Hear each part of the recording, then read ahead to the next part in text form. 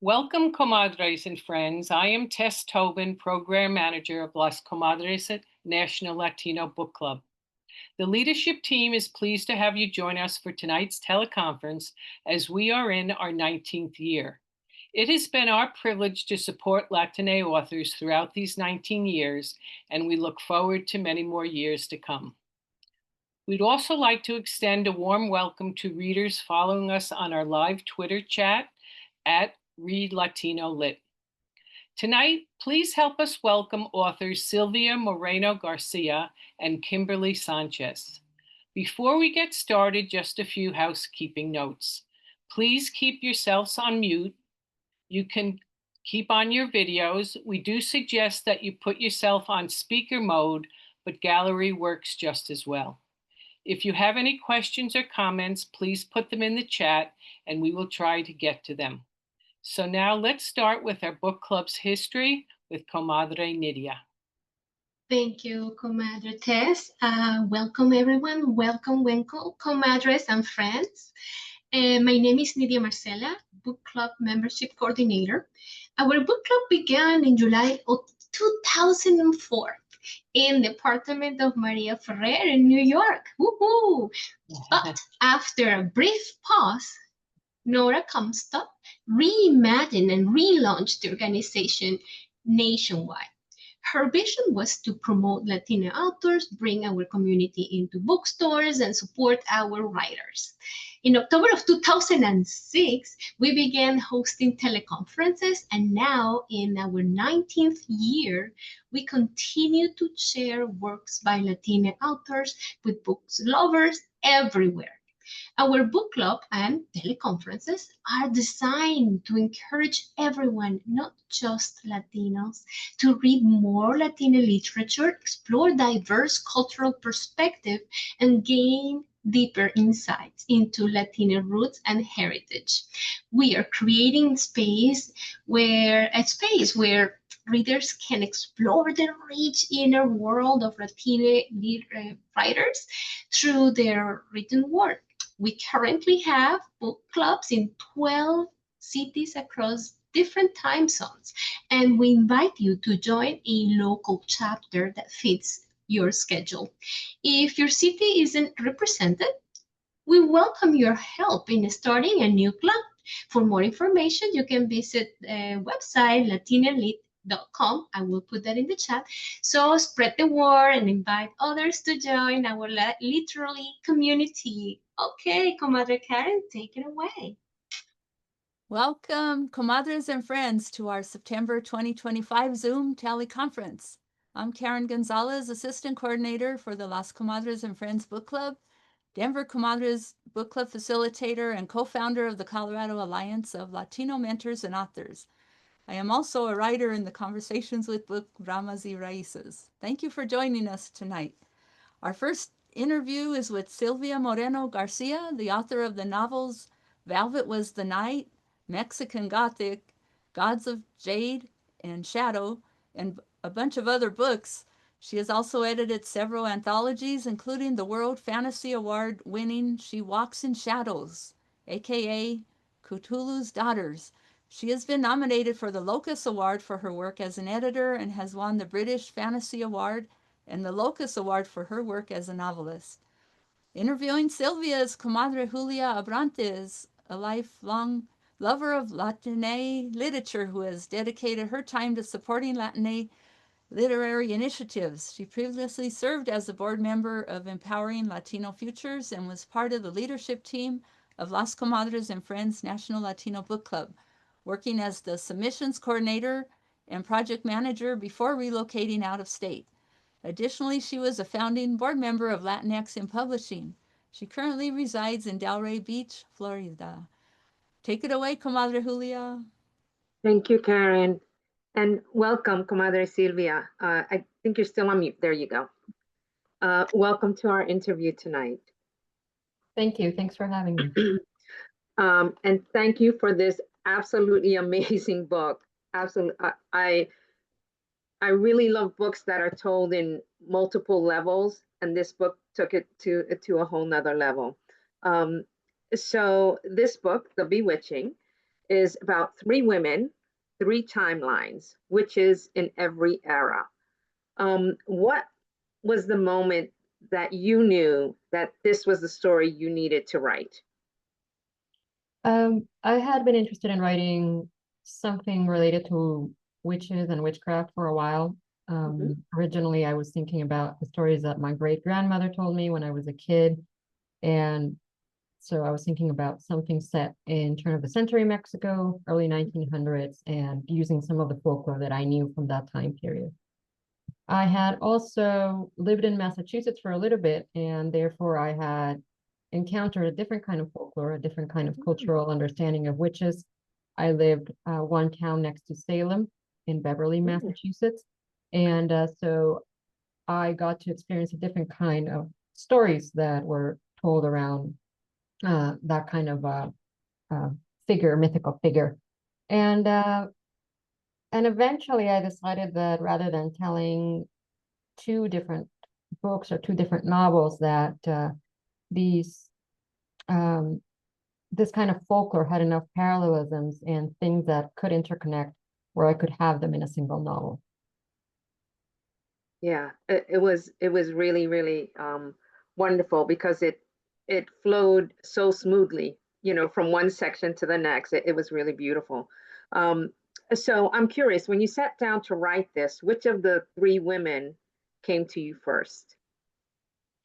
Well, I knew I was going to do the 1908 timeline. That was very clear. And then I did the 1998 timeline because I knew the 1990s very well. That's when I was in Massachusetts for a little while.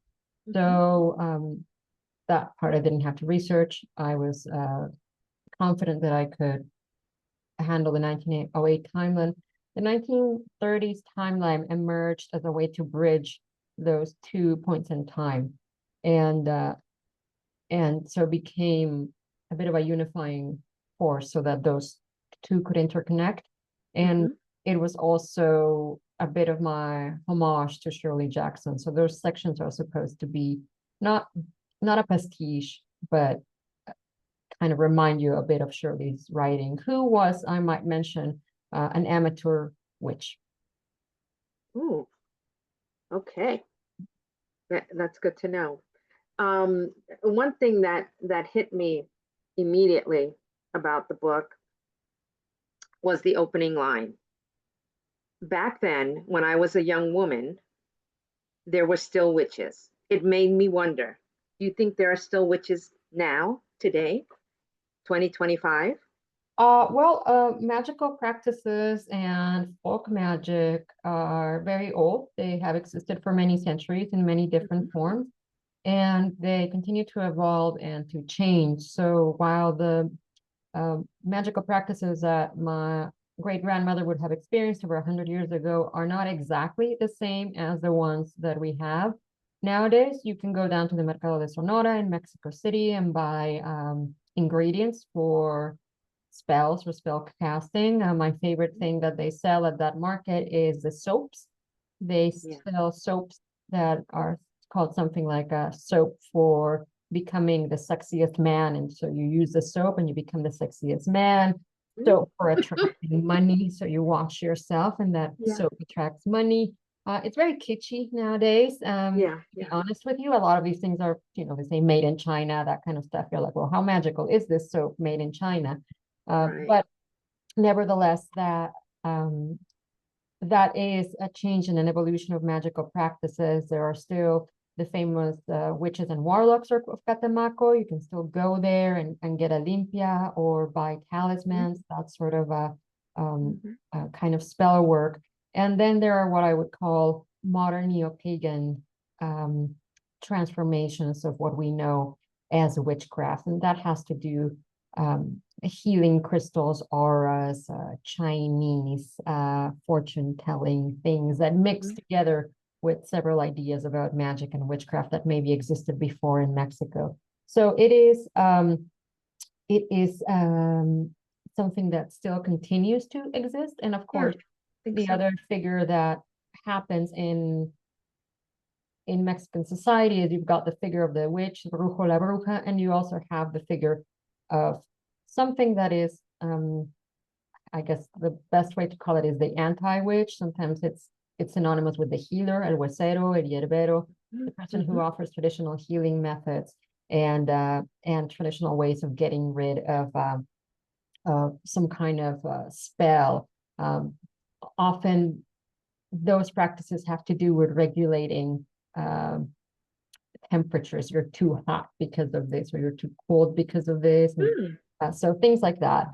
So those practices continue to exist, some kind of in their more traditional forms, and some in very, very modified shapes that you can find nowadays, where you can have somebody read the cards for you, or maybe even do a online via Zoom, technology-wise.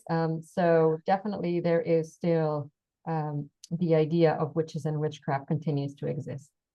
Yeah, I think, when we think about it today, that some people may say, oh, whether it be la curandera or somebody who practices santeria, who does the cleansings and who, all that kind of stuff. Oh, well, that's, some kind of brujeria or witchcraft. And you're very true. It does still exist, just in many different forms, not what may have been considered in the past traditional witches. But very, very interesting. So in your works, you've given us vampires, you've given us ghosts, and now witches. What is it specifically about witches that got under your skin? You mentioned, a story that you heard as a child, but what got under your skin that said, I need to tell this story? One of the interesting things is the figure of the witchcraft in modern pop culture in the United States and Canada has become a little bit defanged.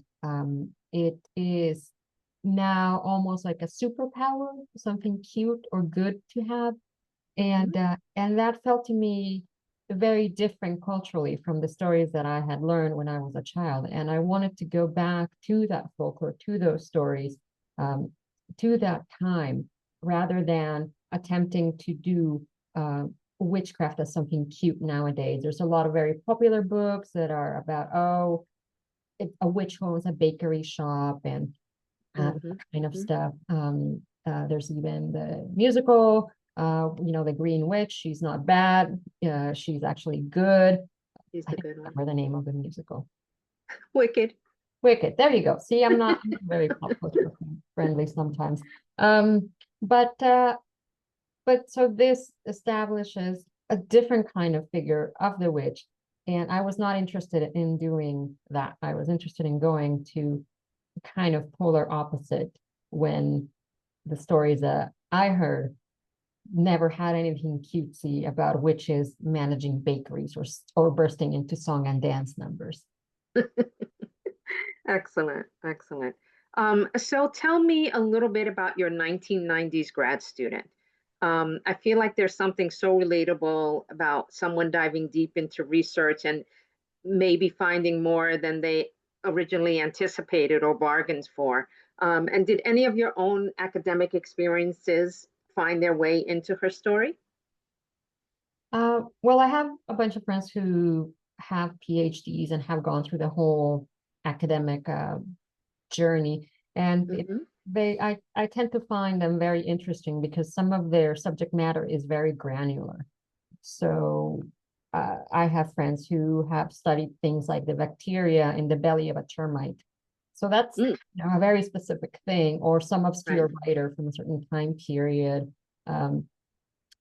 And for that reason, I think they're interesting people, because it's people that are very much focused on this one thing, perhaps this one writer, or in this case of the termite people, this one animal, this one protein inside of them. And that kind of obsessive relationship with that kind of work. You have to really love and be obsessed with this kind of work to be coming back into the office every day and looking at termite guts, and or looking at at sonnets from Shakespeare and over again. So I find those kinds of people very interesting. I did my master's degree in science and technology studies at the University of British Columbia. I went back to school in my 30s, so I was kind of the oldest student in my class. So that was kind of fun and interesting. And so that part of my life was very different from what is portrayed in The Bewitching, because I was already an old hat. I wasn't doing my master's degree in my early 20s. Right. But I did go to college, and when I was doing my bachelor's degree on a scholarship, 2 scholarships, and I went to the United States, and so that kind of financial instability and cultural instability that happened when suddenly I was removed from my natural environment of Mexico and popped into the eastern United States seaboard is something that I did experience, and also how hard and how difficult it was sometimes to keep my academic studies, which had to be excellent, and I had a lot of side gigs and side jobs to pay for stuff, and that contrasting sometimes with finding environments that were not exactly welcoming for somebody like me, because I might be like the only minority in a room, the first Latino to do this or that, and that can be a very lonesome experience when you go in and nobody else like you has been there before, and it's a bit scary and sometimes overwhelming. Mm-hmm. Very interesting. And you also have one of the 3 women set in the Depression era storyline. And so that storyline at the women's college just felt like I felt myself there, as you described everything there. What drew you to that particular setting and time period? I knew you said you wanted to bridge the early 1900s and, the late 1990s. What made you decide on the Depression era? I was thinking originally about the 1950s, and then I went back to the 1930s. I thought it was a little bit, I had done stuff in the 1950s before. I wanted to get away from it, and so I went to a different decade. But it's also an interesting period because it's when there are still women's colleges. Women's colleges are going to basically not disappear, but they will become less popular after the 1970s, 1980s. A lot of colleges start to become co-ed. But in the 1930s, there are, aside from the Seven Sisters, a number of other educational institutions that are catering to women. And so it's interesting to see these environments, how they're constructed, how women are expected to behave and be in this time period, the restrictions that you have being a woman, but also the opportunities that you have being a woman at the same time. So I just found that really kind of cool. And my college, where I went to for my bachelor's degree, used to be a women's only college. It became co-ed not so many years before I went there. So for many decades, it was a women's only institution. So when you look back at the yearbooks, when you look back at the photographs in some of the dorms, so some of the people who had been there, it was these, just all women. Until then, the 1980s come along, 1990s. Excellent, excellent. You said before in other interviews that you like to explore different types of horror. When you're writing something scary, what scares you? I'm actually very, everything and nothing scares me at all in terms of kind of the tropes that you might find in popular horror fiction. Very few things scare me. By that, I mean haunted houses, demonic possession, vampires, werewolves. Those kinds of things really don't scare me at all, because I have grown in a literary universe and in a film universe in which I understand that mode of storytelling. I'm very used to it. There's very few things that are going to honestly be unexpected or frightening for me. But the things that frighten me are very numerous, and it's everything from driving. I don't drive, to things like I don't know, crossing the street. I'm also always very afraid of crossing a street, a really big avenue, and being hit by a car. So I always look 4 ways and cross very in New York or any of those really big avenue cities, Mexico City. I am one of the most terrified people crossing the street. So things like that, but they're not, they are what you would call, I don't know, irrational terrors, things of the sort. They're not as glamorous as saying that I'm afraid of killer clowns or anything of that sort. It's much more, I mean, I'm afraid, for example, of dying while I sleep. So I have had periods of time where I don't sleep, where I spend, I don't know, 12, 20 hours awake until I drop down exhausted. But again, these are obsessive thoughts. Things nobody would be like, oh, well, that's terrifying. It's like, no, you're just crazy. And yes, I am a little bit. But that's my understandable. personality, and I've grown to accept it. But yeah, in terms of other things, I guess the things that's because there are solutions for most of the horror problems. If you have demon possession, you just phone the exorcist. If you have a vampire, you get holy water. If there's a werewolf, you get silver bullets. Those are very solvable problems. The things that become more kind of interesting to me sometimes are the kind of fiction where there is no easy solution. There's no kind of like methodology for how do you get rid of this kind of thing. And so I really enjoy those narratives. Got it. Really amazing. And I know that you like to weave Mexican folklore into your work. Can you share what cultural elements or family stories influence the witchcraft in this book? There's a lot of stuff. I've said in other interviews that this is not a grimoire. It's not a how-to-do spell kind of book. So if you're thinking about that, you cannot follow the instructions here to bake us, something like that. And that is purposefully for a reason. I did not want to give any kind of like real spells in that kind of sense, but there's some folklore that is accurate and true. If you are afraid of a witch drinking the blood of your baby, it is very common to say to put scissors under the bed to keep witches away. This is mentioned in the Bewitching. The fact that witches will drink blood is, again, it's mentioned in the Bewitching, and this is a common trait of witches throughout Mexico. And you also find it in some parts of the Caribbean and in other parts of Latin America at times, these multitasking witches. The ability to transform into animal shapes is also very common in Mexican folklore. Witches are often said to transform into turkeys, which sounds great. I always thought that was just such a silly image, but they do. And they fly through the air in the shape of balls of fire. There's lots of, sometimes the methods and ways to get rid of a witch vary and are pretty funny. And I do not include some of the most authentic ones because I actually found them pretty hilarious. But I was talking to somebody from the Philippines, and there is this kind of story that it's very common. You find it in different ways, but what happens is that witches detach their lower limbs, their legs, and leave them behind as they fly through the air. That happens in Mexican folklore quite a bit. It also happens in the Philippines.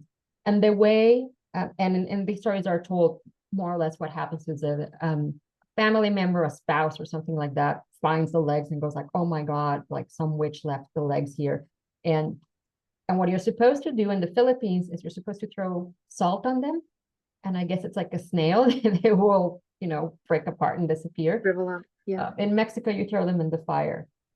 And then what happens is that in the morning, the conclusion in all of these stories is in the morning, the husband is very shocked when he finds his wife in bed, or sister or mother or some relative, and they're like, oh no, I can't get out of bed today. What happened? And they pull the bedspread and she has no legs because she was my gosh. kind of thing. Yeah.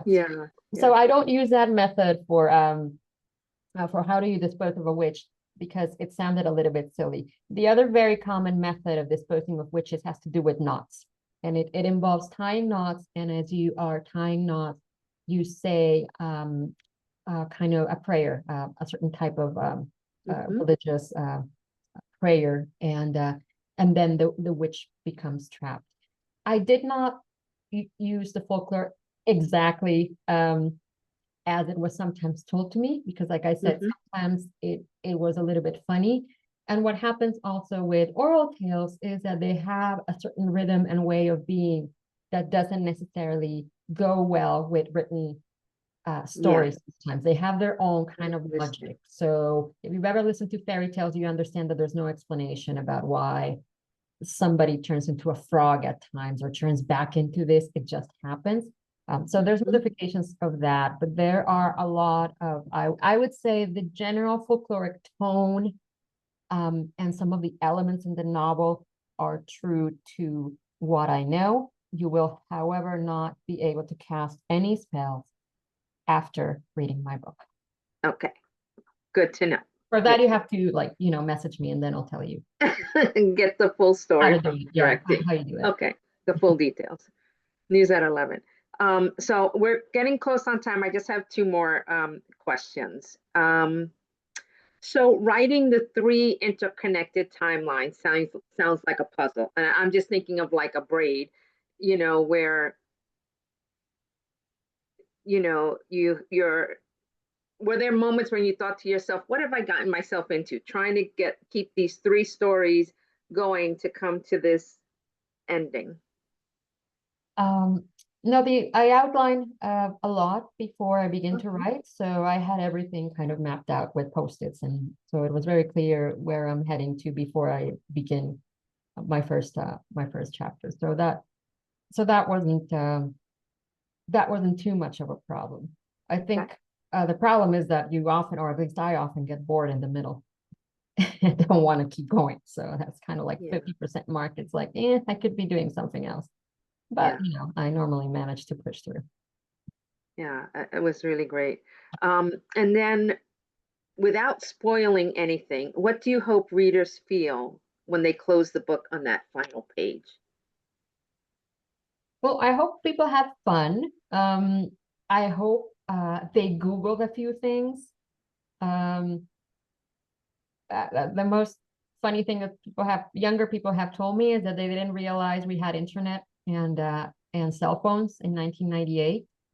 So maybe that's a social service that I'm doing by telling younger people that we did, and it made a noise.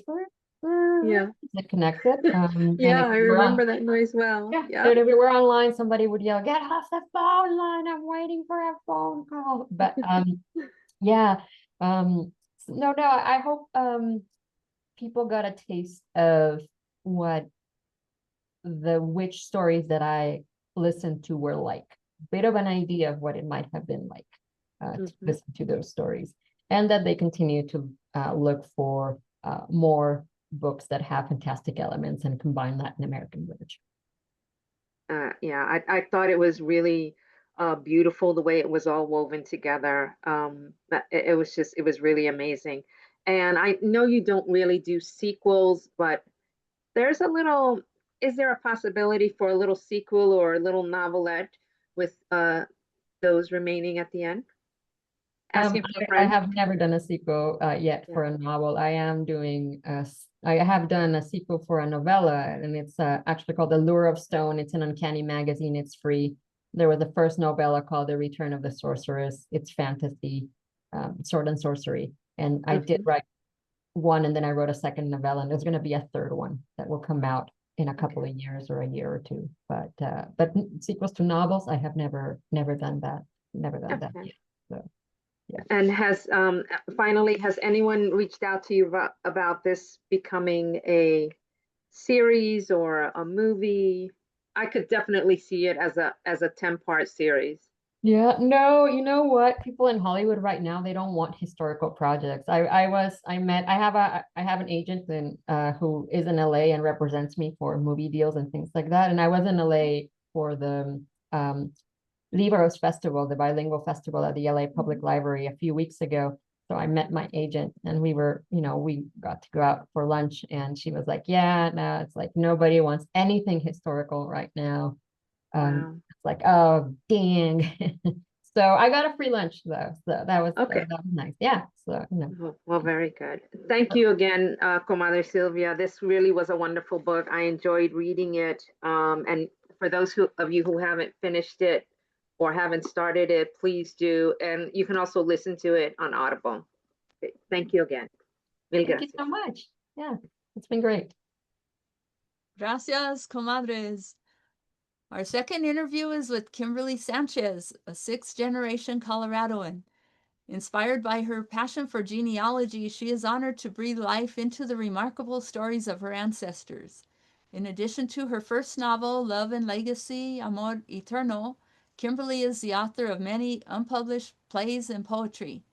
She currently is a co-author in Ramas y Raices, The Best of CALMA, which is now a finalist for the International Latino Book Awards under the Dolores Huerta Best Cultural and Community Theme Book, Spanish or Bilingual, and also a Colorado Book Awards anthology finalist.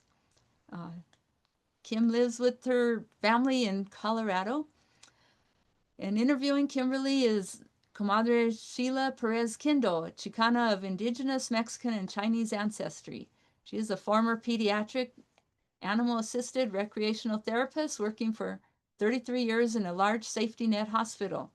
Sheila currently serves as the discussion leader for the Denver Las Comadres Network, interviewing several authors and reviews books for Las Comadres National Book Club. Sheila is an aspiring writer raised in Denver, Colorado. She is vice president of the Auraria Historical Advocacy Council and a member of Mile High Veterans, both of which provide educational scholarships to the community youth and displaced Aurarian families. Sheila is also a judge for the International Latino Book Awards. Sheila was also the recipient of the 2025 Nora Award for Community Service. Take it away, Comadre Sheila.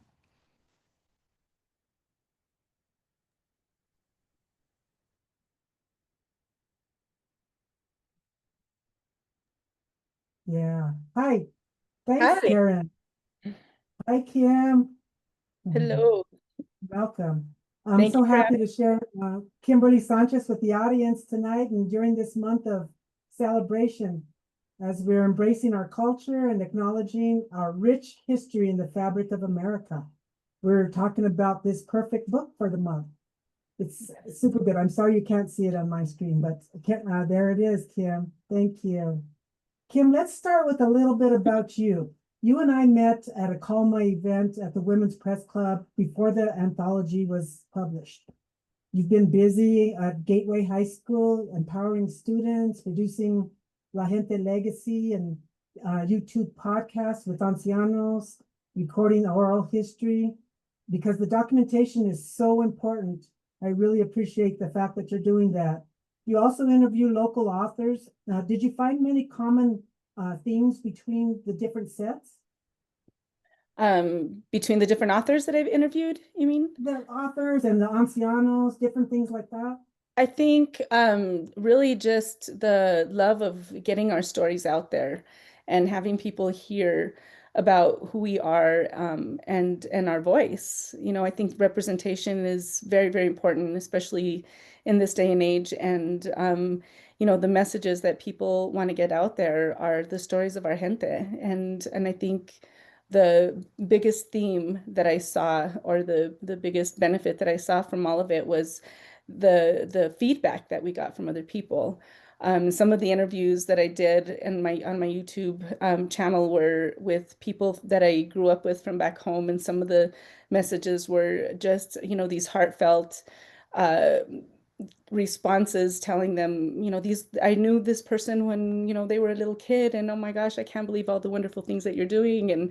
And so it was really a bright light and during COVID.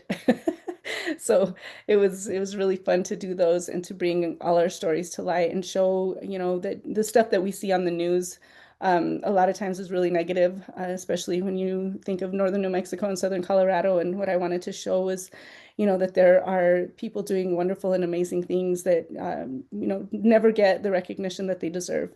And I think I really think it hit home with a lot of people, and people were very grateful for that. Great. Can you tell us just more about, I know you're so busy, can you tell us more about what you're doing and how things are going for you? Oh my gosh, there's so much. Well, I'm a full-time teacher at Gateway High School. I teach a class called Latinos in Action, and I'm also a Spanish teacher. So right now I'm teaching pre-novice heritage Spanish class. It's called Spanish Literacy, and it's for our kids that have been in school, since kindergarten in the US, and they're born here, and they get pushed in school to learn English only. And sometimes at home, their families are like, no, no, no, español en la casa, but they learn conversational Spanish. A lot of times they're the ones that are translating for their families, but they've never been taught academic Spanish, so they don't know how to read it necessarily. They've never picked up a book in Spanish, or they've never written it in Spanish. And so my job is to sort of get them there, to teach them that they already know more than they think they do. And so right now we're practicing writing simple sentence structures so that they can learn where the accents go, learn about the things that kids that are learning Spanish, what they learn to know, like some of the titles of verbs, pretérito and imperfecto en el pasado, things like that. And so that they could have the same kind of education academically as their counterparts that are learning the language. And Latinos in Action is actually a national organization, and there's classes all over the US, particularly in Utah, where it started, in Florida, all over the Southwest, California. And it's the vision is to really promote the Latino culture in all of these schools, and also to its service. And so once a week, we also go into the local elementary schools. We partner with 2 elementary schools right now. And we just tutor in math and literacy. Some of the kids just need mentors. So a lot of times they sat in the cafeteria and just had conversations with the kids. Or they go out and play soccer with them, or they play games outside and things like that. And it's just been a really wonderful experience to see how our high school kids really take to these elementary school kids, and how much they look up to the high school kids as well. This one kid was super nervous, and he came in, he sat at the cafeteria table with a group of boys, and they started asking him all these questions about what high school is like and all this stuff. And so it was time for them to go back to class, and 2 boys threaded their arms around him and said, hey, we're going to call you Mr. Chill Guy now, and so you have to come back to class with us. And so they just adopted him immediately. And so we just have this wonderful rapport with those kids in those 2 schools, and our class is growing. I started with 30 kids the first year, and I'm up to 90 kids, so 3 sections of that class throughout the day. We hold fundraisers. This week we had, I had no idea, and forgive me, but I didn't know what El Día de las Flores Amarillas was. 2 girls were like, oh, miss, we should sell those flowers in school, and have them write messages to their loved ones. And I was like, okay, let's do it. So I mean, we put it all together really quickly in about half an hour, and they sold these yellow flowers, and everybody loved it. We also had one of our CALMA authors, Jaén Cervantes, come and speak to them about suicide prevention last week, and that was a huge hit, and we're having him come back at the end of October. So yeah, we're busy promoting the Latino culture and serving the community in lots of great ways. So it's been a lot of fun. Yeah. And in addition to that, I'm still writing my second novel. I'm almost finished with it. Yeah. Great. Yeah, that's awesome. I love the idea about the mentoring. I think it's such an important part of it. And not only that within the student bodies, but with the Alliance, the Colorado Alliance that mentors authors. It's just a great way that, people can get together and really help each other and just support each other. I think that's a great way to do it. So thank you for that work. I wanted to talk a little bit about your stories, about the trilogy. We read the first one, the Amor Eterno, and now you're going to be completing the second one. So we're so excited and waiting for it. So it's interesting and exciting. But readers asked if you would provide a timeline or a genealogical chart, because just to follow the different actors, the different characters and that sort of thing. They talked to some of the writers, and questions have to do with footnotes that you provided in the first story. Would you do the same thing in the second? Because in the CALMA book there wasn't the translation, and so some people were questioning that. But definitely we're just wondering about it. So talk a little bit about that. That's a great point. And I think, El Jefe, Mario Acevedo, I asked him about the footnotes, and he thought, no, it's as is, because we're bilingual people. And so that's really what he wanted to demonstrate in our Ramas y Raíces book.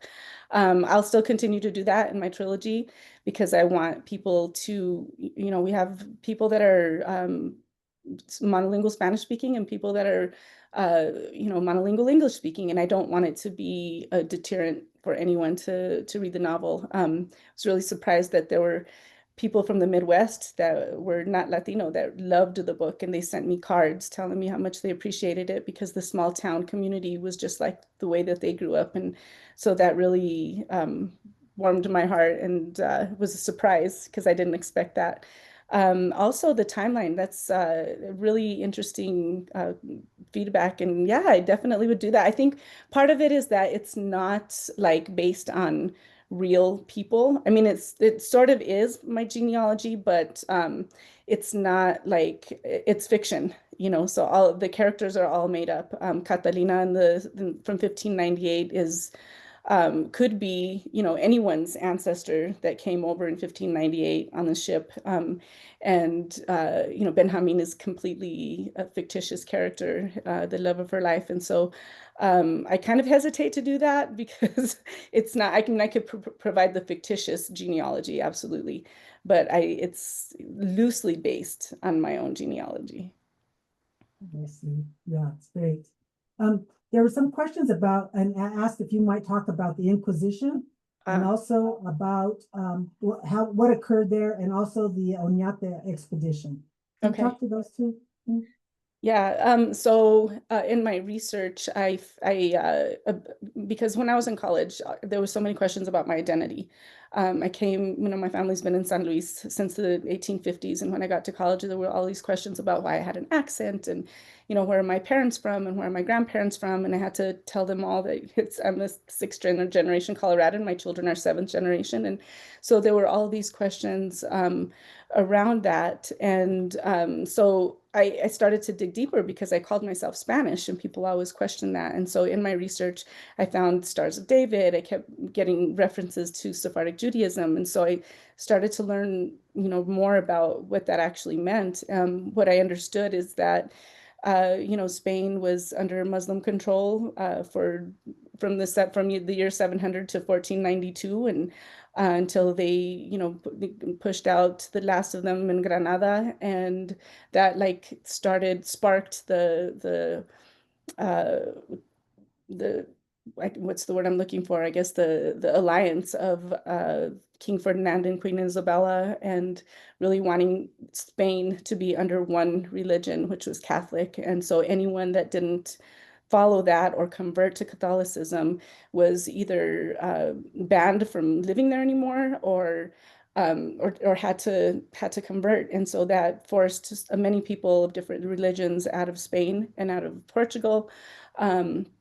And so if many people did quote unquote convert or to Christianity, to Catholicism, but they didn't want to leave their homeland that they had been in for generations. And so they continued practicing their religions in secret, specifically the Sephardic Jews. And if they were found out, the Inquisition would hold autos de fe in the middle of town plazas, and they'd burn people at the stake. If they found their secret prayer rooms, they would burn their books to show that they were really serious and meant business, that this was not to happen. So many of them fled. The diaspora of the Sephardic Jews is all over the world. Many of them went to Turkey. Many of them, of course, went to Latin America, back to Israel and places like that. And so, yeah, it was just really fascinating for me to learn about, what our ancestors went through and their resilience in that era. And then you asked about the Inquisition and also the Oñate expedition. The Oñate expedition. So in 1598, Juan de Oñate was commissioned to bring settlers up north. And so there were, it was a huge caravan of people. I believe there were like 400 families and like hundreds of head of cattle and sheep. And so you imagine this huge image of, people and animals just kind of, walking through all of the desert and the landscape of Mexico and into Santa Fe. So it took them, I believe it was 3 months to get from Mexico City into what was then Oquewingue, which is the Tewa, population, indigenous population in New Mexico, which is now Española, and was called for many years the San Juan Pueblo. And from there, they settled, and many of the people continue to live in New Mexico, just under New Spain and the Spanish crown. And so from there, of course, we know about the Pueblo Revolt in the 1680s, and many people were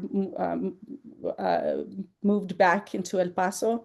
And then still a lot of our gente keep saying this resiliency. We came back and and stayed there ever since. And then some of us pushed forward into Colorado with the Sangre de Cristo land grant. And so yeah, there's a lot of beautiful history, I think, that is lacking in our history books in schools, and it was something that I learned bits and pieces of from my family, from my dad, my grandfather, my grandparents, and stuff like that. Of course, with our history with La Sierra, I learned a little bit about the land grant back then, just from the community. But it's a piece of our culture and our history of Colorado that's missing, that needs to be represented. That's so true. There's so much history that is lacking, and that's a big part of it in this Southwestern United States. It's important. That is so important. It's critical. Moving on a little bit, what are some of the similarities and differences between the Jewish Marranos and the Conversos, the groups that you talk about and you mentioned in the book, your books? I think those are just different labels that they placed on people. I think the term marrano was a derogatory term for them because they wouldn't eat pork. And crypto Jews is also something that they use because it was hidden. And it was hidden, but, and over time, many of us became Catholic. But there were still, because it's a very matrilineal group, they would get the traditions and things like that would get passed down from mother to the daughter to the granddaughter and things like that in secret. So a grandmother on her deathbed would say, hey, I need to let you know this is who we are, or they would have, an heirloom that was a menorah or something like that, sweeping to the middle of the room. Like there were all of these different signs of crypto Judaism and people's families. And what we know now with DNA technology is really, helped uncover that what people had hunches about in the past or had been told through these little generational stories were actually true, because of course we see it in our DNA. And so, yeah, so the terms that you shared are just different labels, I think, that people either use for themselves or have been placed on them from other groups. Wonderful. I really, really enjoy your books. But I wanted to talk a little bit about CALMA, and kind of change lane a little bit. Yeah. When was it founded and by whom?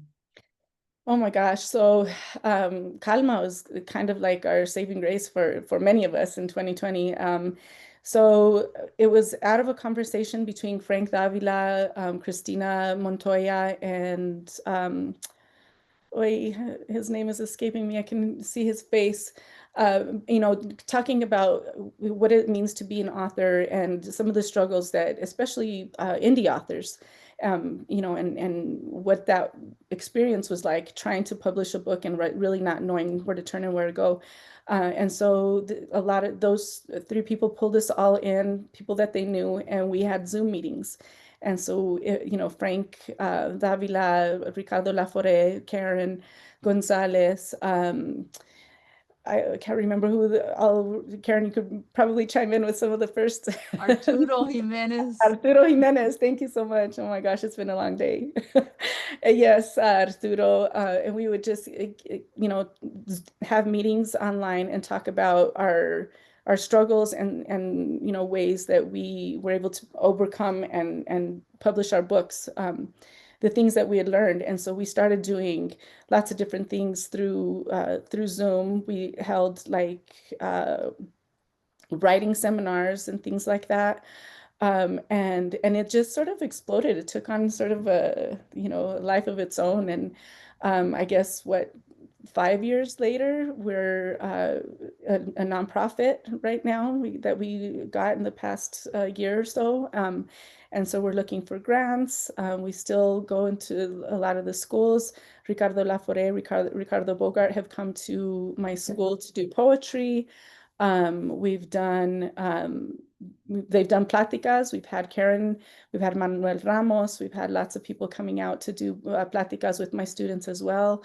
And they're also going into the colleges and partnering with UCD. And so, I mean, it's really become this wonderful like exploration of, you know, Latino writers, and it's spreading the message that, you know, not only should we be represented, but we are, you know, writing amazing stories that are just as, if not even more provocative than some of those writers that are out there, you know, mainstream. And so it's been really exciting to be a part of this growing organization. You know, Karen and Ricardo, Frank, so much energy and just really salt of the earth people, you know. And so we have a lot of fun, and we've been, of course, I haven't really been able to participate as much since I started working full time. I'm also a mom of a 13-year-old and a 17-year-old who are very much involved in school and things like that, sports. And so, yeah, I've missed it, I have to say. I really missed it. Yeah. The book is getting such great exposure, not only locally, but nationally. Yeah. There's diverse writing styles, poetry, stories within stories. It's just a menagerie, right? Yeah. Just talks about a lot of different people in the Southwest United States. I am a member of the Mile High Veterans, and I work with them closely. So I see Dr. Davila, Jose Aguayo, and Ricardo Lafore. And of course, I have to mention from Las Comadres, I would have the opportunity to interview Dr. Irene Blea.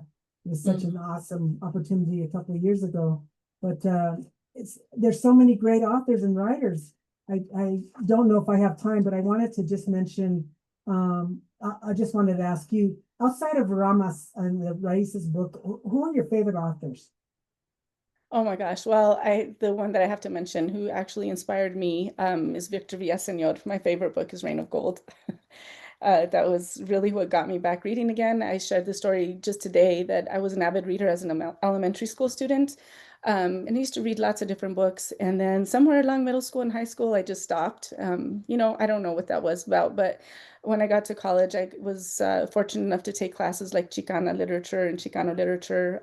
Actually took a poetry class under Jimmy Santiago Baca, which is really amazing. And so, you know, that book, I actually started reading it on my way to Spain when I did my semester out there.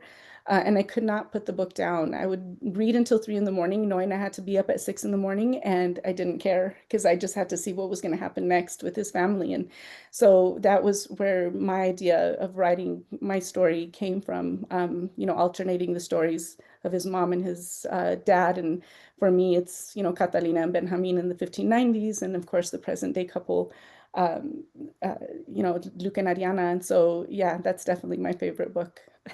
Yeah. And what's on your nightstand? What's on my nightstand? You know, I've been reading a book by Reina Grande right now, and it's been really slow because every time I start picking up her book, it's a historical fiction about the, you know, Irish deserting the war, the Mexican-American War on the U.S. side and helping out the Mexican army. But every time I started reading it, I kept getting scenes of my own book. And so it's really, it's taking me a minute, but you know, I'm definitely going to get through that. But that's on my nightstand right now to finish reading. Yeah. Awesome. Lastly, I'm going to have to close up now. I'm getting the message, but can you share your favorite motivational phrase for your students? My favorite motivational phrase, you know, I think for me right now it's si se puede. You know, we do the In Lakesh poem every single day, and it's our grounding poem to remind us that we're all connected and that we without supporting one another, we're not going to make any progress. And so I use that, and we do the Chicano clap after we have an event, and we say si se puede, because that's really what I want them to know right now. They're facing so many challenges that I didn't face when I was growing up, and they need to know that their voice is valuable. Their voice needs to be heard. And despite the challenges, we come from very resilient people. Like I said, people who've crossed oceans, who've faced wars and famines and all of these different things. And here we are, and they need to know que si se puede. That's right. That's right. Si se puede. I wanted to just say I was going to read a poem out of the book because there's so many good poets, but we just don't have time right now. But I want to wish you the best, Kim. I really appreciate you. Best wishes on the upcoming award. Hopefully things come your way. Thank you very, very much for all you do in the community. And thank you. Congratulations. Thank you for having me. Appreciate it. Thank you, everyone. We extend our heartfelt gratitude to our authors, Silvia and Kimberly, and their publishers, Del Rey, an imprint of Penguin Random House, and the Colorado Alliance of Latino Mentors and Authors, CALMA, for generously donating books to our early registrants. Special thanks to our incredible interviewers, Comadres Julia and Sheila.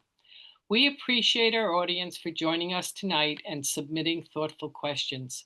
Most importantly, we want to recognize our dedicated volunteers, without whom this book club and its associated work would not be possible. Mil gracias. Supporting Latine authors is crucial to our mission. We encourage you to write reviews on platforms like Amazon, Goodreads, and Barnes & Nobles, as these reviews significantly impact publishers and potential readers. Consider purchasing books to directly support our authors, and if your local library lacks a title you're interested in, don't hesitate to request that they order it. We invite you to attend our virtual local book club meetings and bring friends along. Remember, our book club is open to men and women, Latinos and non-Latinos. All are welcome. Looking ahead, our October books are Los Muertos, Day of the Dead Fiction by Adela Pineda Franco, and Vanishing Daughters by Cynthia Pelayo. Thank you all for your continued support of Las Comadres and Friends National Latino Book Club. Please join us in celebrating Las Comadres and Friends National Latino Book Club by buying books and supporting Latine authors. Let's applaud and amplify diverse literary voices throughout the year. And good night, and always read Latino Lit. Thank you.